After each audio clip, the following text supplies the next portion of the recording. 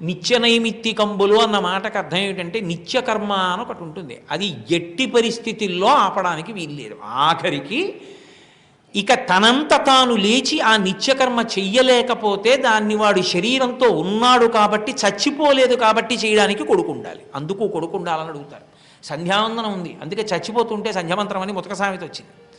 ప్రాణం ఉంది, ఇంకా కొట్టుమిట్టాడుతున్నాడు, ప్రాణం పోలేదు, బతికున్నాడు, కానీ సంధ్యావందనం చేయలేడు. ఎలా అంటే కొడుకు మంచం పక్కన కూర్చొని సంధ్యావందనం చేయాలి. చేసి ఆ అర్ఘ్యం ఇచ్చిన తీర్థాన్ని తెచ్చి తండ్రి నోట్లో చుక్క వెయ్యాలి. తప్ప సంధ్యావందనం చేయకుండా మాత్రం వాడు చచ్చిపోకూడదు. అంటే నిత్యకర్మకి అంత ప్రాధాన్యత ఉంది. ఆ ప్రాధాన్యత నెరిగి ఆ కర్మ చేస్తూనే ఉన్నాడు. నైమిత్తికం అంటే ఒక్కొక్క తిథి ఉంటుంది, ఆ తిథిని అలాగే చెయ్యాలి. ఏదో శ్రీరామనవమి వచ్చిందనుకోండి, శ్రీరామనవమి నాడు మొకటధారణ సర్గ పారాయణ చెయ్యాలి, పూర్ణోపవాసం. ఆ రోజున దేవాలయానికి వెళ్ళి రామాయణంలో మొకటధారణ సర్గ చెప్పి, సంస్కృతం వచ్చినవాడైతే రామాయణం చదువుకున్నవాడైతే సర్గ చెప్పాలి. చెప్పి పల్లకీలో రామచంద్ర ప్రభువుని తీసుకుని దేవాలయం చుట్టూ ఊరిరిగింపు చేసి మరునాడు పారణ చేయాలి దర్శనం చేసి. ఒక్కొక్క తిథి ఎలా చేయాలో శాస్త్రాలు చెప్పే తప్ప ఇంకొకలా చేయడానికి వీల్లేదు. కాబట్టి ఏ తిథిని ఎలా చెయ్యాలి అన్నది శాస్త్రాలు చెప్పే. నైమిత్తిక తిథులు అలా చెయ్యాలి. నిత్య నైమిత్తికంబులు నెరపినాడు. ఏ తిథి ఎలా చెయ్యాలని చెప్పారో అలాగే చేసేవాడు తప్ప నైమిత్తిక తిథి అయినా కూడా అది అలా చేయకుండా ఉండడం అలా ఇప్పుడు ఆయన చేయలేదు, అలాగే చేశాడు. ఇప్పుడు నాకు చెప్పండి, అసలు అజామీయుడు లాంటి వ్యక్తి ఎక్కడైనా కనపడతాడా? ఎంతటి మహానుభావుడు అజామీయుడు, ఎంతటి శక్తి సంపన్నుడు, ఎంతటి అనుష్ఠాన తత్పరుడు. అటువంటి వాడు నిత్య నైమిత్తికంబులు నెరపినాడు, దండి లోభాది గుణములు దరసినాడు. లోకంలో సహజంగా వస్తుంది లోభగుణం అనేటటువంటి, ఇది మనం దాచేసుకుందాం అనేటటువంటి గుణం. కానీ మనం దాచుకుంటే మనతో రాదు. అసలు ఎవరికైనా ఉండే గుణం ఏమిటి? నాది నాతో వచ్చేయాలని, నాది నాతోనే ఉండాలి అని. నాది నాతోనే ఉండాలి అనుకుంటే చెయ్యవలసింది దానం ఒక్కటే. ఎందుకంటే ఇక్కడ నేను ఎంత సంపాదించి పెట్టినా శరీరం వదిలిపెట్టిన తర్వాత నాతో వచ్చేది ఉండదు. నాతో వచ్చేయాలనుకుంటే నేను దాన్ని దానం చేశాననుకోండి, పుణ్యం రూపంలో నాతో వచ్చేస్తుంది. కాబట్టి నాతో రావాలనుకుంటే దానం చెయ్యాలి, అది శాస్త్రాన్ని ప్రమాణంగా నమ్మకంగా చెయ్యాలి. అందుకని దండి లోభాది గుణములు దరసినాడు, లోభగుణాన్ని వదిలిపెట్టాడు. అందుకే ఎవరికి ఏదైనా దానం చేసేస్తాడు, అంతటి మహానుభావుడు. అటువంటి వాడు దండి లోభాది గుణములు దరసినాడు, మంచి గుణములు తన యందు అరసినాడు. లోకంలో ఏవి మంచి గుణములు అని మనం చెప్తామో అవన్నీ అజామీయుని యందు ఉన్నాయి. ఇంత మంచివాడు. జారిపోవడం అన్న మాటకు అర్థం ఏమిటి? ఏం జరిగితే జారిపోతుందన్న నడకూడదు. కాలు జారిపోవడం జారిపోవడం. బాగా పైకెక్కినవాడు జారిపోతే నడుము విరిగిపోతుంది, కిందనున్నవాడు జారిపోతే వేలుకి దెబ్బ తగులుతుంది, అంతే. ఎవడు బాగా పైకెక్కాడో వాడికే ప్రమాదం జారిపోయినప్పుడు.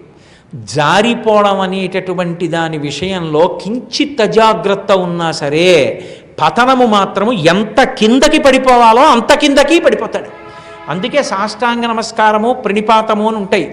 అది నేల మీద పడి చేస్తారు. ఎందుకు చేస్తారంటే ఇంకా ఎంత కింద పడిపోవచ్చో అంత కిందనే పడిపోయాను, పడకుండా నించున్నవారు మీరు నన్ను ఉద్ధరించండి, పైకి లేపండి అంటే, నాకు ఇంతమంది కాళ్ళ మీద పడి నమస్కారాలు పెట్టారని పొంగిపోకూడదు. వాళ్ళు ఎత్తవలసిన కర్తవ్యం నీ మీద ఉందని గుర్తుపెట్టుకుని బెగ్గబెట్టుకోవాలి. అందుకని ఎంత కింద పడాలో అంత కిందకు పడ్డాడు, అంత పైనున్నవాడు. ఇది అజామీలుడు, పైనుంచి కిందకి జారిపోతాడు. ఎక్కడ జారిపోయేటటువంటి వాడు అంటే, ఒకనాడు తండ్రి ఏవో దర్భలు తీసుకురారా అన్నాడు. దర్భలు తేవడానికి వెళ్ళాడు. దర్భలు తీసుకురావడం అంటే అంత తేలిక విషయం అని మీరు అనుకోకండి. అసలు శిష్యుడికి గురువుగారు నేర్పే మొట్టమొదటి పని ఏమిటంటే దర్భలు కొయ్యడమే నేర్పుతారు. ఎందుకని అంటే దర్భ కోసేటప్పుడు పీకేయకూడదు, మళ్ళీ దర్భ పుట్టదు. జాగ్రత్తగా కొయ్యాలి దర్భని. కోసేటప్పుడు ఎవరైనా తొక్కితే అది గుచ్చుకునేటట్టు కొయ్యకూడదు, గుచ్చుకోకుండా ఉండేటట్టు కొయ్యాలి. పనికిరానిదైతే, అది పూజకు పనికిరాదు, ఏదో కొరికేసేదాన్ని కన్నాలు పడిపోయిందంటే అసలు కొయ్యకూడదు, మనకు అక్కర్లేదు. కాబట్టి దర్భ కొయ్యడంలో కుశ, దర్భని కొయ్యడంలో అంత నైపుణ్యాన్ని నేర్పుతాడు కాబట్టి కౌశల్యము. అది గురువు శిష్యుడికి నేర్పడం అక్కడ ప్రారంభం అవుతుంది. అసలు ప్రకృతిని ఎంత జాగ్రత్తగా వాడుకోవాలో దర్భ కొయ్యడం దగ్గర గురువు శిష్యుడికి నేర్పడంతో మొదలవుతుంది. అందుకని గురువుని అనుగమిస్తాడు, అనుగమించి తిరుగుతాడు. అందుకే గురువు వెంట తిరిగి చేసిన దీక్షలు జీవితంలో శాశ్వత ప్రయోజనాలను ఇస్తాయి. గురువుతో తిరగకుండా ఏదో కొంతకాలం ఈ దీక్ష పట్టామన్నారు అనుకోండి, అది అయిపోగానే మళ్ళీ మొదలు వచ్చేస్తాయి అన్నీ. ఎందుకు వస్తాయంటే గురువుతో కలిసి తిరగలేదు, తిరిగినవి మారుస్తాయి. కాబట్టి ఆయన ఏదో దర్భలు తీసుకురారా అన్నాడు. చాలా మంచివాడు అతను, అజామీళుడు. వెళ్ళాడు. దేనికి జారిపోవాలి అంటే దానికి కారణం ఉండదు. మనసు జారిపోవడం మొదలు పెట్టాలి, కానీ దేనికైనా జారిపోవచ్చు. పట్టు వదిలేయడమే జారిపోవడం అంటే ఏముందండి? ఏది పట్టుకున్నాడో దాన్ని వదిలేడు అనుకోండి, జారిపోయాడు, కింద పడిపోతాడంతే. కాబట్టి ఇప్పుడు ఇన్ని పట్టుకున్నవాడు ఒక్కసారే వదిలిపెట్టేశాడు. దేనికి అంటే ఆయన వస్తుండగా ఒక పూ పొదరిల్లు ఒకటి కనపడింది. అక్కడ బాగా కళ్ళు తాగినటువంటి, శాస్త్రంతో సంబంధం లేకుండా ఏ పురుషుడైనా సరే శరీర సుఖాన్ని ఇవ్వగలిగితే చాలు, పురుషులతో రమించి తదేకంగా సురత సుఖాన్ని కోరుకునేటటువంటి హీన ప్రవృత్తి కలిగినటువంటి ఒక స్త్రీ అదే స్వభావం కలిగి కళ్ళు తాగినటువంటి ఒక పురుషుడితో సంగమించడాన్ని చూశాడు. పోనా ఆయన బ్రహ్మచార, గృహస్థు. ఆయనే చెప్పుకున్నాడు, ఉత్తమురాలు, గొప్ప అందగత్తి అయిన భార్య ఆయన యందు అనుకూలవతి ఇంట్లో ఉంది. ఆయన అలా నిలబడిపోయాడు. అలా నిలబడకుండా దాటి వెళ్ళిపోతే ఈ ఉపాఖ్యానం వచ్చేది కాదు. అది చూడకూడనిది అని అనుకుని వెళ్ళిపోయి ఉంటే అజామీలుడు ఎక్కడున్నాడో అక్కడే ఉండేవాడు. ఆగిపోయాడు. అబ్బా ఎంత బాగా రమిస్తోందో అనుకున్నాడు. అబ్బా ఎంత బాగా ఆమెతో రమిస్తున్నాడో అనుకున్నాడు. అదే పనిగా చూశాడు. ఇప్పుడు అది చివరికి ఏమైందంటే మనసులో ఆమెతో తాను రమించాలన్న కోరికగా తిరిగింది. ఎప్పుడైతే ఒకసారి నిప్పురవ్వ వచ్చి పడిపోయిందో అది దూది పర్వతం అయినా సరే కాలిపోవలసింది. ఇప్పుడు ఇక సంధ్యావందనం చేస్తున్నాడు, ఆవిడే కనపడుతోంది. అనుష్ఠానం చేస్తున్నాడు, ఆవిడే కనపడుతోంది. వేదపఠనం ఆమ్నాయం చేద్దాం, చేయబుద్ధి వేయట్లేదు. ఆవిడ్ని చూడాలి. ఆఖరికి ఆ కోరికని నిగ్రహించలేక ఆమె చెంత చేరాడు. ఆమెతో రమించాడు. రమించినది చిట్ట చివరికి ఎక్కడికి వెళ్ళిందంటే ఆవిడతోనే ఉండిపోవడాన్ని ఇష్టపడ్డాడు. ఈ ఉండిపోవడాన్ని ఇష్టపడ్డం ఎక్కడికి వెళ్ళింది అంటే ఉపనయనం చేసి కని పెంచి పెద్ద చేసి ఆస్తినిచ్చి సంస్కారం ఇచ్చిన తల్లిదండ్రుల్ని ఇంటి నుంచి వెళ్ళగొట్టాడు. దాయాదుల్ని తరిమి కొట్టాడు. ఇంట్లో ఉన్నటువంటి భార్యని విడిచిపెట్టాడు. అసలు ఆమెకి సంతానం కూడా కలగలేదు. ఆస్తి అంతా కరిగిపోయింది. చిట్ట చివరికి ఆమెతో సురత సుఖాన్ని అనుభవించడానికి కళ్ళు బాగా తాగితే తప్ప ఆమెతో సమాన సుఖాన్ని పొందలేనని తాను తప్ప తాగడం అలవాటు చేసుకున్నాడు. తాను కళ్ళు తాగుతాడు. ఆమె కోరిక తీర్చడానికి ఆమెకి చాలా గొప్పగా కనపడాలంటే దొంగతనాలు చెయ్యాలి. అందుకని దారి దొంగతనాలు చేసి డబ్బు తీసుకొచ్చాడు. అన్ని వ్యసనాలకి అలవాటు పడ్డాడు కాబట్టి చిల్లుకుండలో పోసిన నీరు ఎంత తెచ్చినా వెళ్ళిపోతుంది. ఇది చెయ్యవచ్చా, ఇది చెయ్యకూడదా ఏమీ లేదు. ఇంకెక్కడి ధర్మం, ఇంకెక్కడి శాస్త్రం, ఇంకెక్కడ నేను ముందు చెప్పిన పద్యం ఆవిరైపోయి.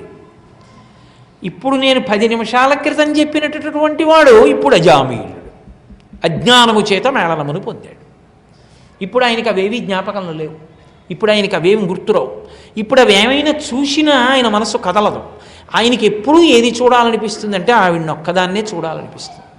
ఆవిడితో రమిస్తూ ఉండాలనిపిస్తుంది. ఆవిడ సంతోషించడానికి ఏ పనులు చేస్తే ఆవిడ సంతోషిస్తుందో అవే చెయ్యాలనిపిస్తుంది తప్ప తన ఆత్మోద్ధరణ కొరకు శాస్త్రంలో చెప్పబడినవి చెయ్యాలని అనిపించదు. అన్నీ వదిలేశాడు. ఇక సంధ్యావందనం ఎందుకు, ఇక అగ్నిహోత్రం ఏమిటి, ఇక యజ్ఞయాగాదులు ఏమిటి, ఇక మంత్రభాగం ఏమిటి, అన్నీ పోయి అన్నీ గోదావరిలో కలిపేశాడు. కలిపేసి తిరుగుతున్నాడు. ఇలా తిరుగుతూ ఉండగా అతనికి ఎన్నేళ్ళు వచ్చేసాయంటే 88 ఏళ్ళు వచ్చేసాయన్నారు వ్యాసుల వారు. ఇది కలియుగంలో జరిగిన విశేషం. 88 సంవత్సరాల వయస్సు వచ్చి ఆమె యందు 10 మంది కుమారులను కన్నాడు. అప్పటికి ఎక్కడో కావుననతడు సత్కర్మవశమున భూదేవ కులమున పుట్టినాడు కదూ. వయసిగతే కామ వికార శుష్కే నీరే కాసార క్షీణే విత్తే సంసారో జ్ఞాతే తత్వే సంసార అంటారు శంకరాచార్యులు వారు. అలాగా ఒకసారి వయసు అయిపోయిన తర్వాత కామవికారం ఎందుకు ఉంటుంది?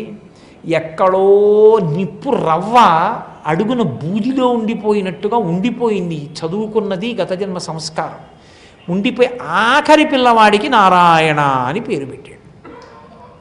ఇప్పుడు ఆ నారాయణ అని పేరు పెట్టింది నారాయణ నామమునందు అధికమైన ప్రీతి చేత కాదు, ఎందుకో ఆ పేరోటి గుర్తుండిపోయి పెట్టేశాడు. పెట్టి పిల్లాడి మీద వ్యామోహం పెంచుకున్నాడు. 10వ కొడుకు మీద వ్యామోహం ఎక్కువ. వాడు ఎప్పుడూ ఎక్కడో ఆడుకుంటుంటాడు. ఆడుకుంటుంటే నారాయణ నారాయణ నారాయణ అని వాడినే పిలుస్తూ ఉంటాడు. ఇలా కాలం పోతన గారి పద్యరచనకున్నటువంటి గొప్పతనం అది. ఎక్కడైనా మీరు అజామీలోపాఖ్యానంలో పద్యం చెప్పారనుకోండి, అది ఏంటి అలా ఉంది అని మళ్ళీ వెనక నుంచి చెప్పించేట్టుగా రాశారు ఆయన పద్యాలు.